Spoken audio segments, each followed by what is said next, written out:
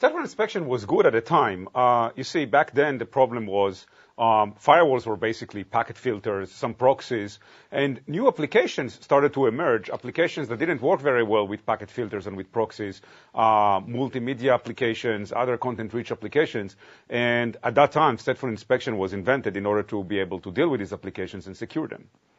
So it was the right technology at the right time. As you said, today, stateful inspection is not very useful. The main shortcoming with stateful inspection is that all the classification is done based on ports. And the problem today is when you open a port on your firewall, you basically open everything. Many applications today, the way they work is you have a client on the inside that opens a connection to the outside. And that connection can go on port 80 inside SSL or any other port that's open on the firewall. And once that connection is established, it allows anyone to come back over that connection into your network and do whatever they want.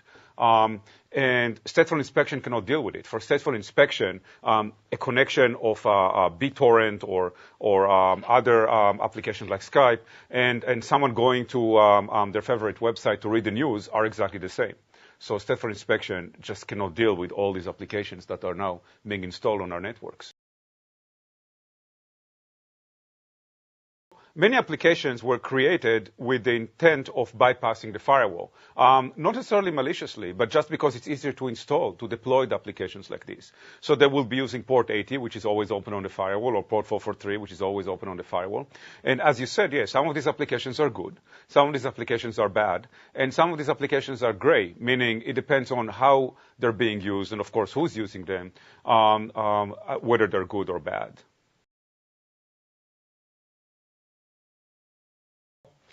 Of course.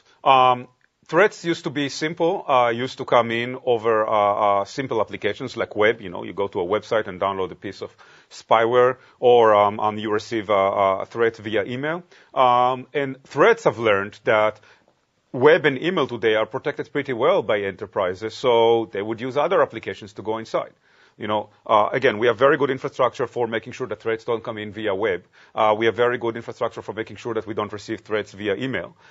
So why don't we use peer-to-peer applications or instant messenger applications or gaming applications or online sharing applications or database applications and many other applications where the network security infrastructure today can't really see the traffic and cannot make sure that it's clear of threats. So threats are today using all kinds of applications to go into the network. The developers of the threats have learned that the easiest way to get something on your network is via these modern applications. You see some products that are bolting, technologies into the firewall, perhaps. Yeah, so there are UTM products, Unified Threat Management products. And what UTM does, it takes all these devices that sit behind the firewall and put them on the firewall. So first, let me say that if you look at all these devices that sit behind the firewall, these devices are good at addressing your web and email security concerns. So if a virus comes in over a web connection, over email, your network antivirus will probably find it.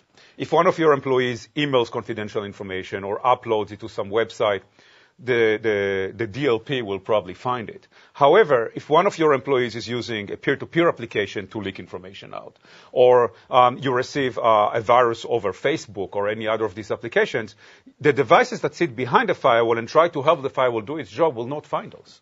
So we have a firewall that doesn't do anything, and we have a bunch of devices that sit behind it that are good at securing our web and email infrastructure.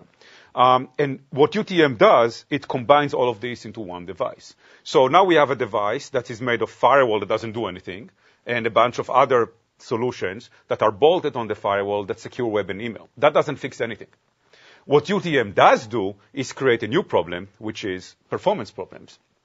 If you look at a typical UTM product, you will see that your performance degrades by about 99% when you start turning on all these different components that sit on the UTM.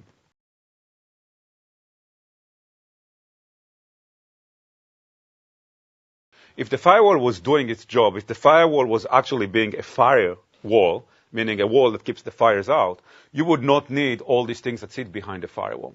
So the question is, okay, what do you need from the firewall? What do we want the firewall to do? We came up back then with 5 major requirements for a firewall. Okay. And so the first requirement is when a firewall receives a packet, the firewall needs to know which application generated that packet. It doesn't matter what the application is trying to do to hide itself from the firewall, whether it's encrypting itself inside SSL or some other encryption mechanism, whether it's jumping from port to port, masquerading as another application, tunneling itself inside another application. It doesn't matter what the application is trying to do. When a firewall receives a packet, the firewall needs to know what is the user trying to do. Which application generated the packet. The second thing is, when the firewall receives a packet, it needs to know which user generated the packet. We talked about it a little bit before. It's important to know which user generated the packet so that we can make decisions, not just based on applications, but also based on users, who's using the application. And that has to be done without requiring the user to authenticate to the firewall. Because most enterprises out there don't enable the features on their firewall that require their users to authenticate to the firewall. So this just never works. You need to be able to identify who the user is without authenticating the user. The third requirement is when you receive a packet, it's not enough to know who the user is and which application they use. You also need to know what is the user trying to do with the application. Okay? And then based on that, the fourth requirement is we need to do everything that the firewall does. So, for example, in the logs of the firewall, I don't want to see this IP address went to this IP address on this port number, and this IP address went to this IP address on this port number. I want to see this user use this application to do this, and here is the result of it. Same thing for the policy. In the policy, I don't want to see this IP address is allowed to go to this IP address on this port number. This IP address is not allowed to go to this IP address on this port number. This is meaningless. IP addresses and port numbers don't mean anything anymore. What I really want to see in the policy is these users can use these applications to do this, and these users cannot use these applications to do that. And then when you look for threats in the firewall needs to be able to look for threats, all kind of threats, viruses and spyware and exploits and data leakage and so on and so forth, not just for web and email, but across all the applications that the firewall allows to go through. So if you allow some peer-to-peer application to go through the firewall, if you allow some instant messenger application to go through the firewall, some gaming application, some database application, whatever application you allow through the firewall needs to be able to scan that application for threats. Okay. And my fifth requirement from the firewall is to be able to do all those things at the same speed and at the same cost of the current Ethernet cable-based firewalls.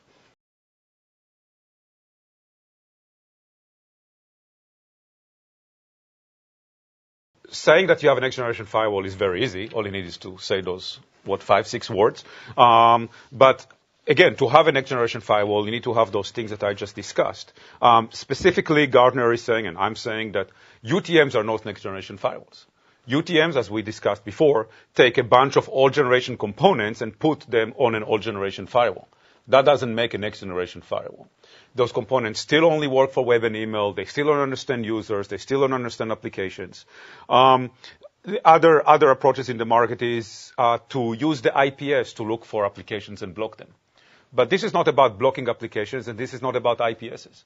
This is about fixing the firewall. This is about a firewall that is able to understand the application, understand the user, not block them, but control them. We talked about gray a little bit before. It's about who the user is, what is the application, and what is the user trying to do with the application, and IPSs don't do that. IPSs don't understand users, IPSs don't understand applications, and IPSs at best can block applications. The device on your network that controls things is the firewall. And unless you fix the firewall, you haven't really created a next generation firewall.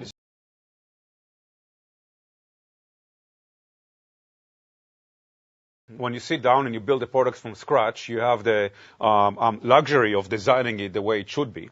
Whereas our competitors, what they did is they had a firewall and they added an antivirus to it, and later they added an anti-spyware to it, and an IPS and URL filtering and so on and so forth. So basically they built 5 different engines bolted on the same machine doing security.